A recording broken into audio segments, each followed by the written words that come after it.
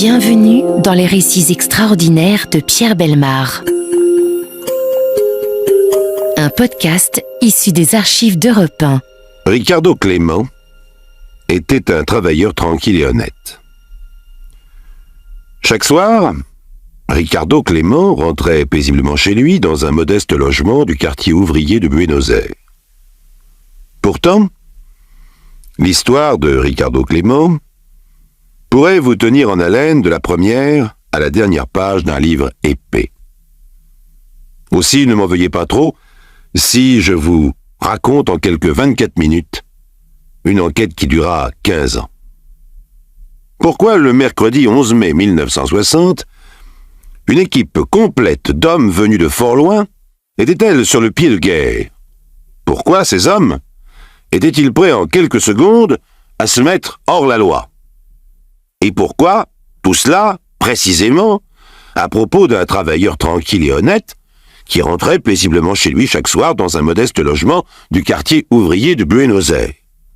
Que pouvait représenter pour ces hommes et ces femmes sur le pied de guerre un certain Ricardo Clément? Vous répondrez en partie à ces questions quand vous saurez que le paisible Ricardo Clément, travailleur honnête, fut plus connu quelques années plus tôt pour une besogne abominable à laquelle il se livra avec la même conscience professionnelle, besogne qu'il accomplit sous son vrai nom. Quand vous saurez que ce nom fut Adolf Eichmann, vous comprendrez qu'à ce titre, l'enquête qui amena à la capture de ce Ricardo Clément et cette capture elle-même méritait de tenir une place toute spéciale dans les dossiers extraordinaires.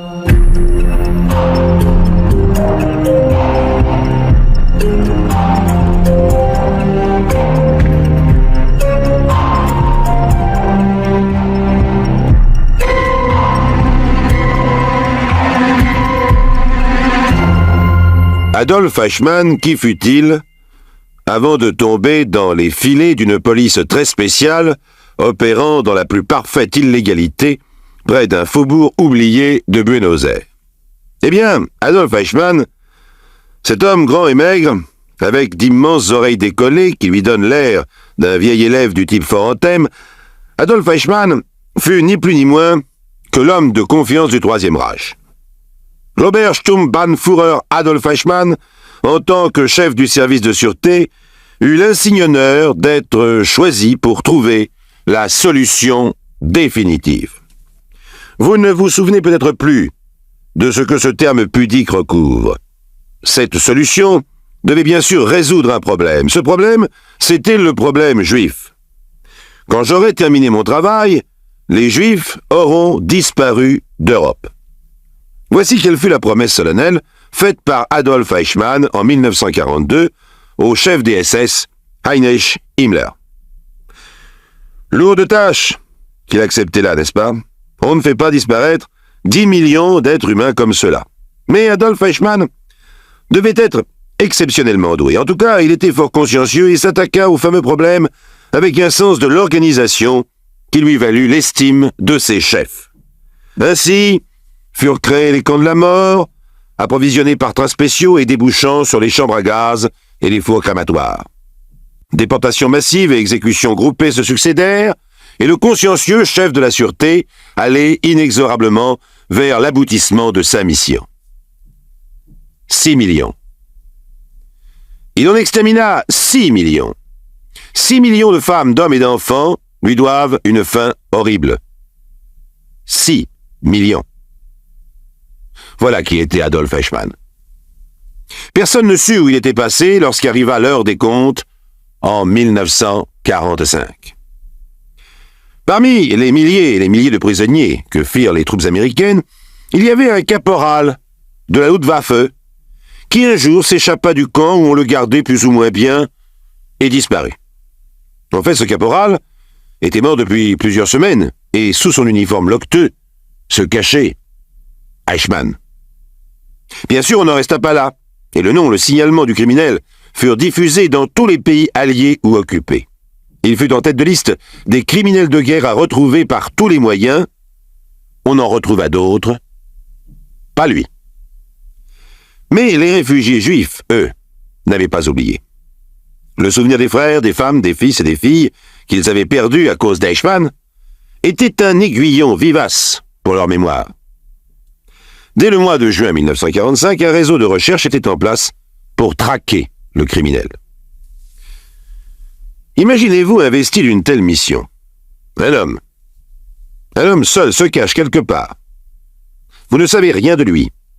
Bien sûr, vous en avez une vague description, mais il a pu changer de visage. Il a pu prendre 100 noms différents. Mais il y a des millions de cachettes possibles. Est-il un employé de banque de la City londonienne, dont le melon se fond dans la foule de ses semblables? Est-il un paysan bavarois à demi caché derrière un pied de houblon? Ou peut-être ce péon à demi nu, imbibé de mauvaise tequila? Si la fumée de son cigare était moins épaisse, ne le découvririez-vous pas derrière le bureau de cet industriel bien français? Alors, comment feriez-vous pour retrouver un homme seul en fuite, se cachant quelque part dans le monde? Et puisque vous savez depuis le début de cette histoire qu'il a été arrêté un soir à Buenos Aires, dans un quartier ouvrier, c'est qu'il y avait bien un moyen. Comment donc procéda l'organisation mise en place par les réfugiés juifs pour retrouver la trace d'un homme seul qui pouvait se dissimuler n'importe où dans le monde? D'abord, elle prenait ses ordres et rendait ses rapports à un quartier général. Ce quartier général, basé à Tel Aviv, devait par la suite être rebaptisé Bureau 06. Entendez par là Bureau 06 de la police d'Israël. Quelle piste possédait l'organisation? Il valait mieux partir sur une trace ancienne que totalement dans le vide. On commença la chasse par la ville de Linz, en Autriche. C'est là qu'Adolf Eichmann avait passé quelques années de sa jeunesse, et d'ailleurs non loin de Linz vivaient encore sa femme et ses enfants, à Bad Aussee. Un agent de l'organisation se rend donc à Linz. Il y fait l'acquisition d'une petite boutique, et l'affût commence. Le père d'Eichmann vend du matériel électronique. Il est commerçant. La femme d'Eichmann, Vera Liebl, a en fait divorcé de lui. Et elle est restée seule avec ses 3 enfants bien avant le procès de Nuremberg. Mais on soupçonne que l'ancien SS a gardé des relations avec eux, ainsi qu'avec ses frères et ses sœurs. Et toute cette famille se conduit de manière plutôt curieuse. Chacun des membres se rend à son tour à heure fixe dans un petit village entre Linz et Salzbourg. Le but? La maison du docteur. Les Eichmann s'y rejoignent discrètement, puis repartent séparément. Les Juifs, qui sont membres du groupe des Vengeurs, comme ils se sont eux-mêmes appelés, établissent dès lors une surveillance sans faille. Ils posent des questions discrètes, qui habitent le chalet sur la colline. En effet, la nuit, le frère et la femme d'Eichmann sont secrètement sortis de la maison du docteur pour aller vers ce chalet. Les guetteurs ont suivi leurs moindres gestes. Dans ce chalet sur la colline, il y a 4 hommes. Qui sont-ils, ces 4 hommes? Nul ne le sait. Personne au village ne les connaît. Ils ne sortent que très rarement la nuit, et jamais ensemble. Du chalet, on ne s'approche pas. Vous avez vu les 3 gigantesques chiens qui le gardent?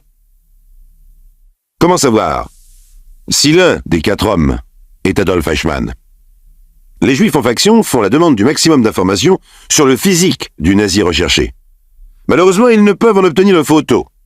Peu importe, le signalement est plus que précis, jusqu'à sa dentition qui y est décrite. 4 semaines d'observation encore, et la certitude est acquise. Démarche, corpulence, taille, l'un des 4 est Adolf Eichmann. La décision est vite prise. Il faut s'emparer de lui à sa prochaine sortie. Mais attention, il se fait toujours accompagner dans ses promenades nocturnes par 2 des 3 chiens. Pour l'embuscade, ils seront 4 hommes, dans une Jeep et en uniforme de l'armée britannique. Ils laissent leur voiture, se cachent derrière des arbres et attendent.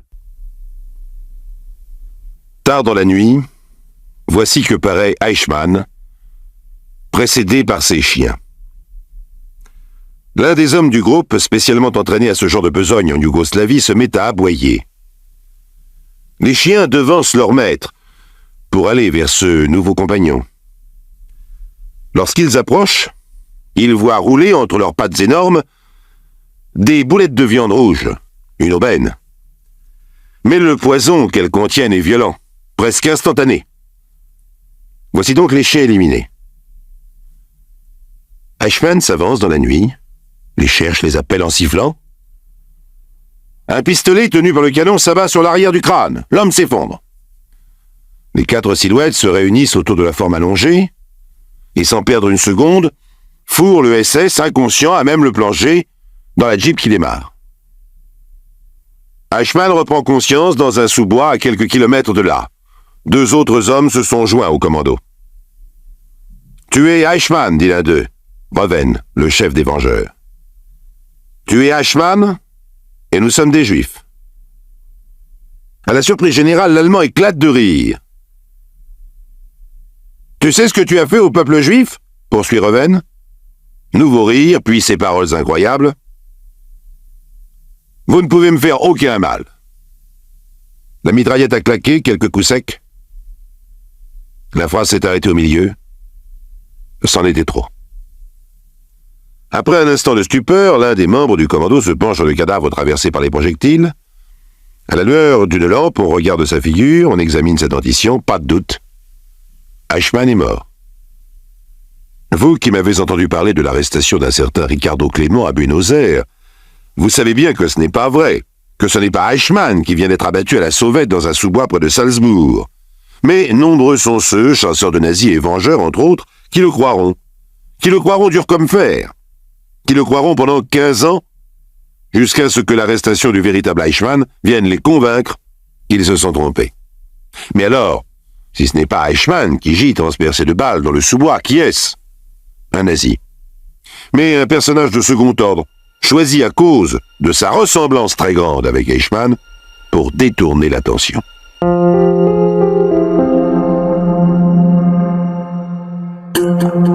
Les récits extraordinaires de Pierre Bellemare, un podcast Europe 1. Donc, après cette exécution, les Vengeurs sont persuadés que c'en est fait d'Eichmann. Pourtant, la chasse aux nazis continue. En 1955, Israël crée le Yad Vashem, centre de documentation sur les crimes nazis et leurs auteurs. En 1958, l'Allemagne fédérale ouvre elle-même un centre pour l'investigation des crimes de guerre nazis. Ces 2 organisations vont joindre leurs efforts pour traquer les criminels de guerre en fuite. C'est ainsi qu'en été 1959, une nuit, 3 hommes sont interceptés dans la montagne près de la frontière autrichienne. Au cours de la fusillade, l'un d'entre eux est tué. On emmène les 2 autres, avec discrétion et célérité, vers une maison située à l'écart de tout, près de Francfort. Les prisonniers se laissent aller à quelques confidences. Ils parlent notamment de la filière de fuite des nazis dont ils font partie. Ils parlent des capitaux secrets. Ils parlent des havres de paix que les criminels du Troisième Reich ont pu trouver en Amérique du Sud. Ils parlent de l'Argentine. Et quelque temps plus tard, le président d'Israël, Ben Gurion, recevait un certain Isser Harel, dit Isser Hakatan, c'est-à-dire Isser le Petit. Isser le Petit a débarqué sur la terre de Palestine en 1933, avec pour tout bagage une miche de pain contenant un revolver. En 1948, il est nommé chef des services de sécurité d'Israël, c'est-à-dire que lorsqu'Isser le Petit déclare vouloir mener une action, il ne plaisante pas. Et c'est ce qu'il fait savoir au président Ben Gurion. L'Allemagne fédérale a la preuve qu'Eichmann est en Argentine. Que faisons-nous? Ben Gurion n'a pas une hésitation. Ramenez-le mort ou vif. Un temps de réflexion, puis je le préférerais vivant. Ce serait important pour la jeunesse. Isser Hakatan, Isser le Petit, était lancé. Et puis, comme ces chiens de chasse courent sur pattes, qui ne lâchent plus le sanglier avant qu'il ne soit mort, une fois qu'ils sont sur la piste, le limier Hakatan allait flairer celle d'Eichmann et se mettre en devoir d'aller jusqu'au bout. Un homme avait débarqué en Argentine en chemise blanche, nœud papillon et par-dessus. Un feutre noir ombrageait son visage. Des lunettes fumées et une moustache complétaient cette parodie de déguisement. C'est pourtant ainsi que, 15 ans plus tôt, Eichmann était arrivé dans le faubourg Vicente Lopez, dans la banlieue de Buenos Aires. Logeant successivement chez plusieurs anciens nazis déjà établis, il s'était ensuite retrouvé à Tucumán, à 1000 km de la capitale. C'était moins dangereux, moins chaud, comme disent les malfaiteurs en cavale. À Tucumán, Eichmann avait trouvé du travail dans une succursale de la Capri, société de construction créée par des nazis pour aider les nazis. À Tucumán, le 4 avril 1952, une cédula d'identidad, une carte d'identité argentine, fut délivrée au nom de Ricardo Clément, né à Bolzano de mère allemande, profession mécanicien, situation célibataire. Célibataire. Un an plus tôt, Vera Liebl, Madame Eichmann, avait reçu une lettre en Autriche. Elle y apprit que l'oncle Ricardo, cousin de son mari, que Ricardo Clément, que l'on croyait mort, était encore en vie. Et elle reconnut aussitôt l'écriture et comprit. Elle annonça à ses 3 fils, Horst, Klaus et Dieter, que le cousin de leur père les invitait à les rejoindre en Argentine. Elle réussit, en déjouant toutes les surveillances dont elle était l'objet, à obtenir un passeport en règle, et le 15 août 1952, elle le retrouvait enfin sur le quai de la gare de Tucumán. Rien de commun entre cet homme maigre, fatigué, le front dégarni, et le fringant officier qu'elle avait connu.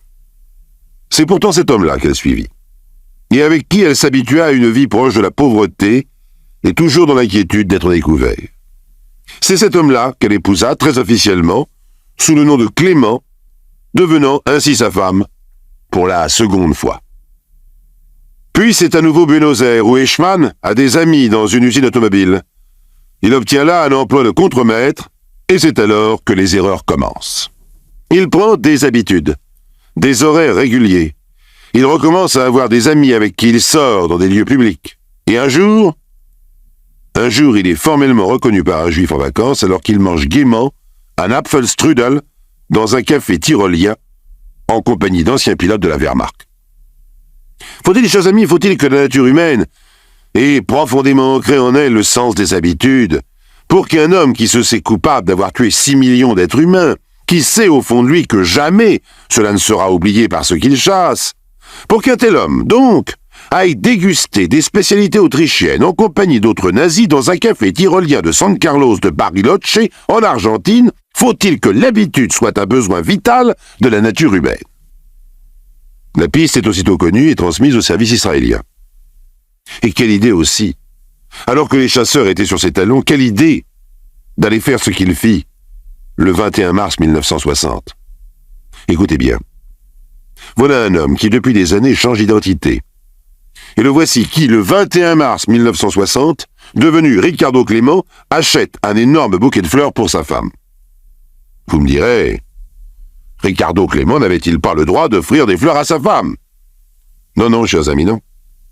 Car le 21 mars était le jour de leur anniversaire de mariage, mais de leur premier mariage, celui du 21 mars 1935. Le mariage en Autriche d'Adolf Eichmann et de Vera Liebl. Dès le soir du 21 mars, un télégramme arrivait sur le bureau d'Isser le Petit à Tel Aviv. 3 mots seulement en hébreu. Aïchou, Aïch. L'homme et l'homme. Le mercredi 11 mai 1960, la nuit descend sur le faubourg San Fernando. En mai, c'est l'automne. La nuit vient tôt. Il est 18h29. Un certain Ricardo Clément saute de l'autobus, et du pas honnête et paisible du travailleur fatigué, il rentre chez lui. Au coin de la rue, une automobile stationne le long du trottoir. Oh, pourquoi une automobile en stationnement inquiéterait-elle Ricardo Clément? Il passe. Un peu plus loin, 3 hommes discutent avec de grands gestes des raisons possibles d'une panne. C'est sûrement cela, car on voit auprès d'eux le capot d'un véhicule qui est levé. Pourquoi Ricardo Clément se soucierait-il d'une voiture en panne non loin de chez lui? Il avance toujours. Il croise un homme qui marche à pas lents sur le même trottoir. Qu'y aurait-il d'inhabituel à ce que Ricardo Clément croise un passant rentrant chez lui? Il avance toujours, arrive au niveau de la voiture en panne et soudain porte vivement la main à sa poche. Le geste est à peine amorcé que l'un des 3 hommes de la voiture saisit cette main et jette Ricardo Clément à terre. Les 2 hommes roulent en se battant dans une tranchée ouverte par des terrassiers. Clément veut crier, mais ses fausses dents glissent au fond de sa gorge et étouffent sa voix. les 2 autres hommes se jettent dans la tranchée, immobilisent Clément. 27 secondes. Après le début de la bagarre, la voiture démarre, l'homme nommé Ricardo Clément est tassé entre le siège avant et le siège arrière. On examine le contenu de ses poches pour lui retirer son arme. Surprise, c'était une lampe électrique qu'il s'apprêtait à prendre pour y voir tout simplement en ouvrant sa porte. On arrive bientôt à une villa qui doit servir de cachette. On examine la bouche du prisonnier, pas de poison, on le fait déshabiller et on regarde sous son aisselle gauche. C'est là que les nazis portent les tatouages SS. Pas de tatouage, mais la cicatrice bien nette d'une brûlure. Une question ? Une seule en allemand. Qui êtes-vous ? La réponse nette, instantanée. Ich bin Adolf Eichmann. Pendant 9 jours, on le garda dans une chambre nue, où une lumière brillait, 24 heures sur 24. Il ne put échanger aucune parole avec ses geôliers. Le problème était maintenant d'opérer le transport du criminel vers Israël. Mais tout avait été prévu. On fit une piqûre de somnifère à Eichmann, on lui fit passer l'uniforme d'un steward de El Al, la compagnie de navigation israélienne, et on l'arrosa copieusement de whisky. Aussi, les policiers, douaniers et employés de l'aéroport se contentèrent-ils à peine d'un léger sourire en voyant sortir d'une voiture une joyeuse équipe d'aviateurs et navigants en uniforme, chantant fort et soutenant un de leurs camarades à qui l'alcool ne réussissait pas très bien. La joyeuse équipe en question se dirigea sans attendre vers un Britannia dont les moteurs tournaient déjà. Personne n'avait non plus remarqué particulièrement que cet appareil reprenait l'air presque aussitôt arrivé d'Israël. Pas plus que l'on avait fait une quelconque réflexion sur le nombre inhabituel des membres de l'équipage. Ils étaient 19. Le 23 mai, à 16 heures précises, la Knesset, le Parlement israélien, est réuni. Le président Ben Gourion monte à la tribune. « Je dois vous informer de ceci. Nos services secrets ont réussi à localiser et à arrêter l'un des plus grands criminels nazis. Il sera jugé ici en Israël, conformément à notre loi sur les crimes de guerre. » Une formidable clameur s'élève des bancs de l'Assemblée. Ben Gourion la laisse éclater et termine. Il s'appelle Adolf Eichmann. La parole est maintenant à la justice.